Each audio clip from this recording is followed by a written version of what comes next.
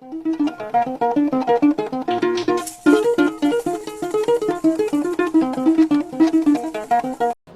professeur. Bonjour. Nous sommes au 8e congrès de la Société africaine de pathologie infectieuse dont vous êtes le président. Déjà, quels sont les objectifs, les missions de cette société de SAPI? Merci beaucoup. Merci de m'inviter à partager avec vous des informations sur la SAPI en général et sur ce congrès. La SAPI, comme son nom l'indique, est une association de spécialistes de maladies infectieuses. Spécialiste de maladies infectieuses ne veut pas dire obligatoirement diplômé en maladies infectieuses, qui représente la majorité des membres de cette association, mais peut avoir étudié en cours de spécialité et toutes les disciplines sœurs autour des maladies infectieuses. Vous n'êtes pas sans savoir qu'une infection ne s'arrête, ce n'est pas un terme, c'est une maladie générale qui va dans tous les organes. Et donc tous nos collègues spécialistes qui ont en charge des infections peuvent adhérer aux maladies infectieuses. Mais nous avons des partenaires quasi obligatoires, ce sont les microbiologistes. Les infections sont dues à des micro-organismes, à des bactéries, à des microbes, à des parasites, à des champignons, à des virus. Et sans les biologistes, nous ne pouvons pas nous faire de la prise en charge des infections, du diagnostic optimal. On ne peut pas revenir au temps d'avant où on disait qu'on fait un traitement empirique sur l'expérience, tout ça. Tout a changé, on évolue. Et donc cette société, qui est une société ouverte en termes d'adhésion, ce n'est pas une société fermée, se veut attractive en permettant aux différents spécialistes de venir être membres de cette société. Je vais vous dire par exemple, il y a quelques jours, il y a un oncologue qui m'a dit qu'il est membre de la pathologie infectieuse. Je lui ai demandé pourquoi. Il m'a dit que la majorité de nos patients qui sont sous chimiothérapie meurent d'infection. On a besoin de collaborer. Donc c'est une société de partage et qui doit s'adapter à son temps. Alors, le thème retenu pour ce 8e congrès, pouvez-vous nous en parler un tout petit peu?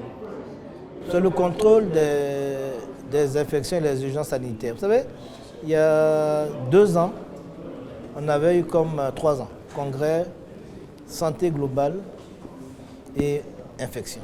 Santé globale, c'est tout ce qu'on appelle le One Health. On parle de la santé humaine, la santé animale et de l'environnement. Voilà. Zoonoses. Les zoonoses qui vont à l'homme sont des anthropozoonoses. Et lors de ce congrès, on nous annonçait déjà Covid. Et lors de ce congrès, j'avais évoqué l'importance des émergences infectieuses, d'avoir des infectiologues équipés, structurés, hébergés correctement, c'est-à-dire de bons services de maladies infectieuses, pour pouvoir participer à l'ensemble de la riposte. Les malades, quand ils ont une infection hautement contagieuse, sont dans les services des maladies infectieuses. L'exemple historique, c'était la rougeole. Les cas de rougeole n'allaient pas en pédiatrie parce que c'est tellement contagieux qu'ils allaient dans les services des maladies infectieuses. Il y a eu le sida, ou il y a une autre maladie qui est le choléra. Donc il ne s'agit pas de créer des camps de maladies infectieuses, mais des services de maladies infectieuses pour qu'on y soit. Donc, allant de ce constat, le 11 mars, premier cas de Covid en Côte d'Ivoire, le 12 mars, deuxième cas au Gabon, et dès le 11 mars, 3 semaines avant, nous, les infections, étions mobilisés dans une équipe pluridisciplinaire qui associe microbiologistes, épidémiologistes, je dirais cliniciens au sens large du terme, parce que réanimateurs, pédiatres, infectiologues, qui sommes au centre du dispositif. Mais que se passe-t-il 3 ans après? On parle tous de après-Covid. Il y a 1 an, je ne vous aurais pas fait d'interview sans masque. Aujourd'hui, je vous fais une interview sans masque. Dans la salle, personne n'est masqué. Ce n'est pas qu'on ait décidé de tourner en dirigeant Covid. Ce n'est pas qu'on ait décidé de passer de l'épidémie de la peur à l'épidémie de la banalisation. Nous sommes dans une période de responsabilité. Qui dit responsabilité dit stratégie pour éviter que cette épidémie ne reprenne et qu'elle soit contrôlée. Il y a d'autres maladies pour lesquelles on parle d'élimination. C'est l'infection à VIH, la tuberculose, le paludisme. Mais avant d'éliminer, il faut contrôler. Donc, c'est ça. Et la maîtrise de la maladie passe par l'échange de connaissances scientifiques, le partage et un élément qui pour moi est essentiel. Vous allez voir ici, c'est l'implication de la société civile. Parce qu'on dit toujours 30 minutes, 1 heure à l'hôpital, 23 heures dans la communauté. Donc on a besoin de la communauté. Le contrôle des infections dit aussi, dans l'agenda international, qui nous parle de couverture sanitaire universelle, qu'on évite d'avoir un système qui va faire exploser toute la couverture sanitaire. Regardez ce que Covid a fait. Ça a été une perturbation sociale, de perte de relationnel, on a tout changé. Donc aujourd'hui, si on arrive à contrôler une infection en amont, pendant la maladie, après la maladie, c'est essentiel. Qu'est-ce que c'est que contrôler une infection avant la maladie? Il ne faut pas qu'elle arrive. C'est la vaccination, c'est la prévention. Mais elle arrivera quand même. Pendant la maladie, il ne faut pas qu'il y ait une explosion de cas incontrôlés. C'est ce qui a été fait ici. Isolement, confinement, gel hydroalcoolique, masque. Après la maladie, il ne faut pas qu'elle revienne de manière explosive. Donc, il y a pas mal de maladies qu'on doit contrôler. Le choléra peut arriver ici à tout moment avec les pluies, le problème d'hygiène hydrique, alimentaire, de sanitation. Donc ça s'adresse à tout le monde. Mais une urgence de santé publique, je peux vous dire, qui n'est pas budgétisée, ni pour le ministère de la Santé, ni pour nous en termes d'équipement, peut mettre en péril un système de santé bien établi. Et ça perturbe tous les indicateurs de performance de santé. Alors professeur, une dernière question. 8e congrès qui se tient au Gabon. Pourquoi le choix de ce pays? Alors le choix du Gabon n'est pas nouveau. En 2012, on devait organiser notre congrès ici, qui était co-organisé. Le comité d'organisation était présidé par feu professeur Okom Marie-Madeleine,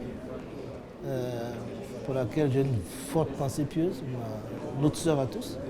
Et pour des raisons dépendantes de notre volonté, nous sommes repartis après le faire à Dakar. On s'était promis pour sa mémoire, pour la mémoire aussi de nos autres disparus, professeur Nguembi Célestin, docteur Zamba Chantal, Odunda Magloire, de venir ici. Ça, c'est le premier point. Le deuxième point, on parle d'émergence infectieuse. Pour moi, le Gabon est une émergence dans l'excellence en santé, dans le soin, dans la formation universitaire et dans la formation post-universitaire.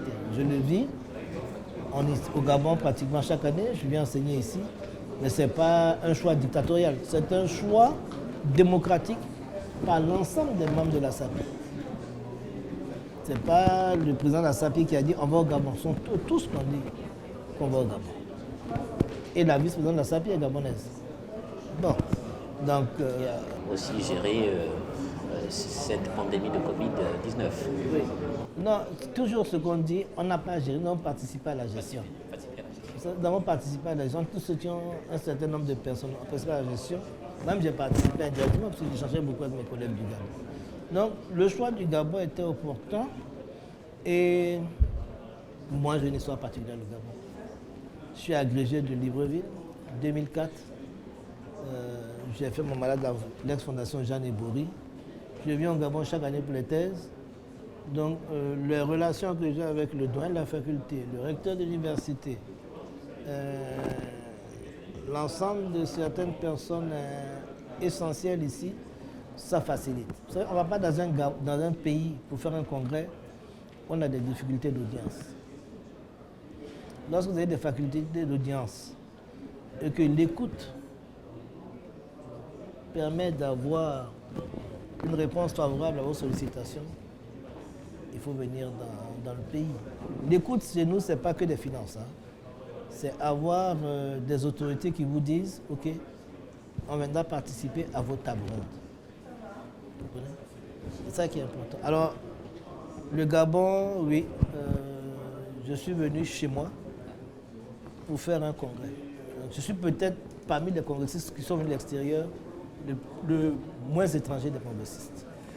Merci professeur d'avoir répondu à nos questions. Nous souhaitons une bonne continuité. Merci.